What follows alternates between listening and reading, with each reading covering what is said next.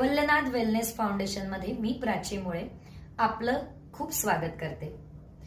सध्याच्या या परिस्थितीमध्ये आमच्याकडे येणारी सगळ्यात महत्त्वाची समस्या म्हणजे वयाच्या 30-35व्या वर्षानंतर होणारी चिडचिड।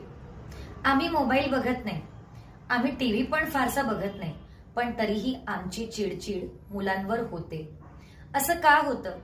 तर याचं खरं कारण म्हणजे आपण स्वतःला जितका वेळ द्यायला हवा तो मुळात दिला जात नाही, भावना कुठेतरी व्यक्त होत नाही आणि महत्त्वाचं म्हणजे संवादाचा सुद्धा कुठेतरी अभाव होत असल्या कारणाने या सगळ्या समस्या एका विशिष्ट वयानंतर उद्भवू शकतात।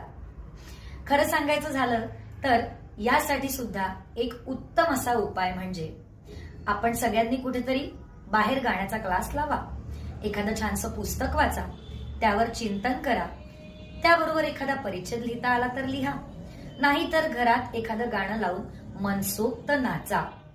हे जर का तुम्हाला जमलं तर आपल्या मेंदूत असणारे महत्त्वाचे घटक सुद्धा जसं डोपामाइन, सेरोटोनिन हे कुठेतरी रिलीज होतील आणि हॅपी हार्मोन्स तयार होतील आणि आपलं आयुष्य सुद्धा तितकंच आनंददायी ठरेल।